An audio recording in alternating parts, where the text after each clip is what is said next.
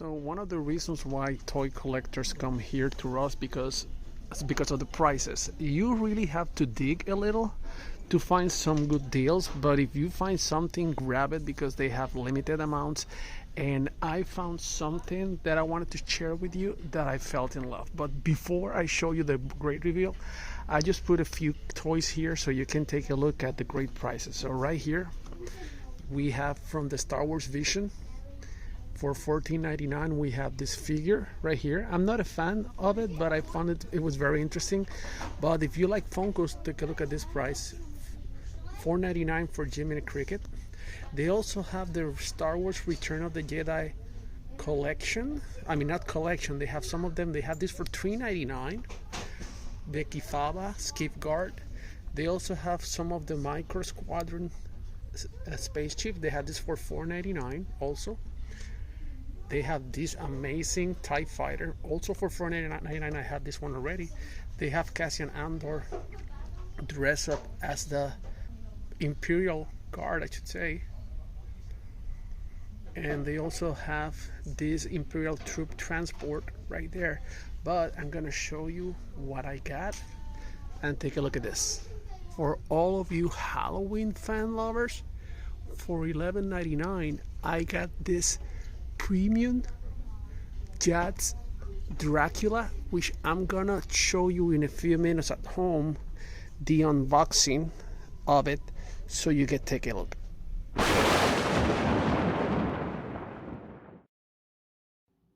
Good evening, my children of the night, and welcome back to the channel. It's me, your host, Super Zorro, and thank you very much for tuning in on this darkest of nights as we get ready to reveal the Bela Lugosi's Dracula from Jada Toys. I've got my coffin ready, and I've got my original Universal Monsters Jada Toys figure right here. But today, it's not any Dracula. We're looking at the original Dracula, in my opinion. The one that started it all, Bela Lugosi. So, without further ado, let's break him out of the packaging. The packaging itself is actually unique in itself, and it's very cool indeed. So as you can see, it's got the Jada Toys logo sort of in there in it, and then we've got the bats and things here. We've got the Bela Lugosi logo that you see on quite a lot of products relating to Dracula, if it is meant to be based on Bela Lugosi. And then, of course, the Dracula logo at the bottom. Just zooming out a little bit there so we can get a bit more of a broader look. And if we open this packaging, so it opens here at the side, there's a nice, there you go, Bela Lugosi signature there. And if we turn to the back, we've got all the legally stuff. And then some nice pictures of Dracula. Alright, here we go. Let's bust him open. So from the side here, it's just got some magnets and it just clicks into place. But from there, you can just slide that bad boy open to create quite a nice open diorama, which is quite cool, with RKO Capital, Bela Lugosi, the horror himself in person, big show, magic stage show, and all that kind of stuff. It gives you some really cool imagery there, which is very cool.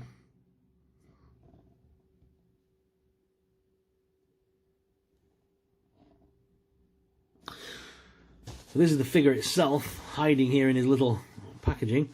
The window here does just open up, which is very cool. And the back of there is almost like a coffin inline, which is kind of cool. And there is the figure itself in a nice little protective case. Yeah. What I don't like, I didn't get to choose this, obviously. I got sent it. I ordered it online, and the eyes are a little bit off-centered on this one for me. But like that eye is a little bit too far over, but it still looks cool. So improvements I can see already on the original Dracula. It's actually a different setup here, because on the original one we had his big medallion and stuff on there, but on this one we don't. It's just a classic bow tie, and yeah, some different little skull sculpted bits have been added in, which is kind of nice. So it is different. It's not just I thought this was going to be a straight repaint with a new head on it. They have added some little bits.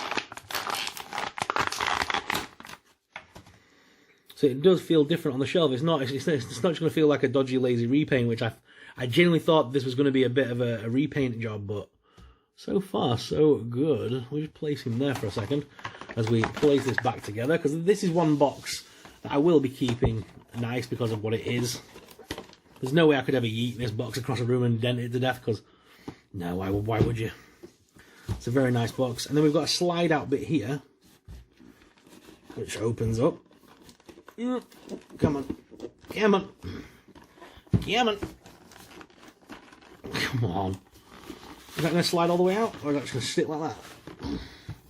I was hoping this would slide out. Give me a sec. No, it doesn't slide out all the way. We just slide out to about there.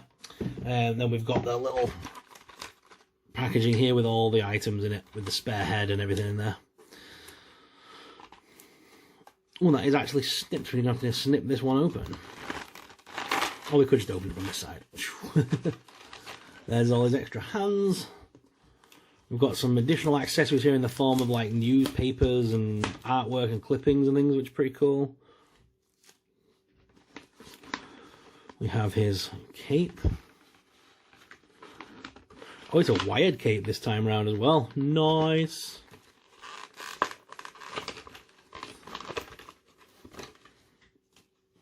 And they're giving us instructions of how to put the cape on, which I think is quite pretty. And the additional head. Okie dokie, let me pop all that back inside the little coffin case. So I can put this case into storage. There it goes. There we go. Okie dokie, nicey nice. Nicey nice. Let me pull the camera down a little bit now. So here is the spare head. We'll try that on Dracula in a moment. And we've got some spare hands as well to play with. This was the how to do the cape thing. I like the how to tell us. I love that. This time round, like I say, it is a wired cape. The original cape is not wired. So this gives us more options of what to do with the cape, which is nice.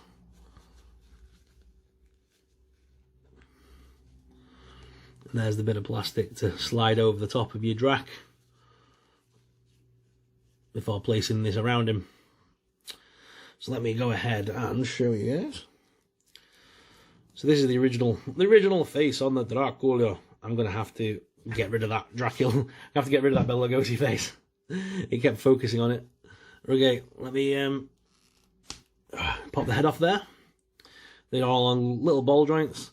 These ball joints are smaller, by the way, than Marvel Legends figures. Just FYI, because I know a lot of people always ask me. You know, are they compatible?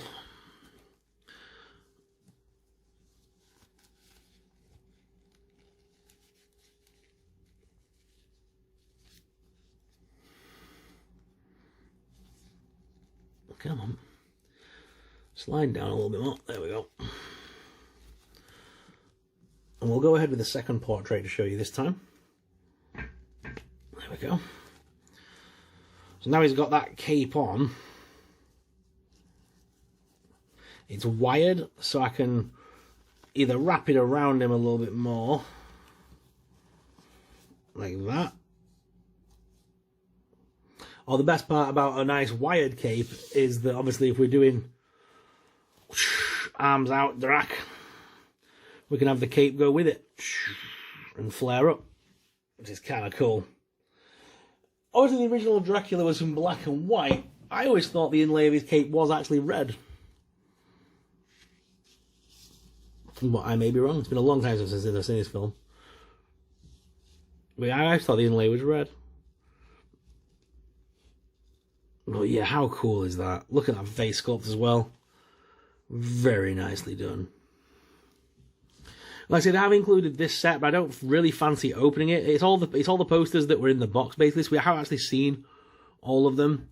I may make a diorama in future, putting all these on a backdrop somewhere. But for now, I think I want to keep these nicely sealed and you know, out of harm's way, so to speak. So I'm going to leave those alone for now. We've shown both heads off. So once again, that was the first head. Not too fond of that one, but I do like this one. The more grimmest face. And I like the fact that he's got the two open palm hands right now. I don't feel like I need to change them, but he can change into grip hands. More of a chokey hand, which I kind of like. That's kind of cool. He's got two of those. Another grab hand to match the other one. Actually, we may stick one of these hands on, because they are kind of unique, aren't they? Yeah, we'll stick that one on.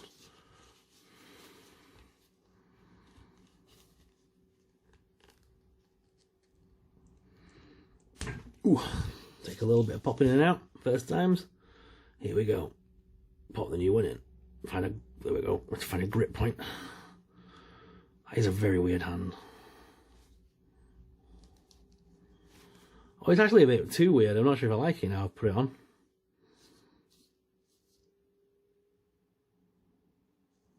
No, it's a bit... I'm not a fan of that one now. Now I've seen it on, it just looks odd.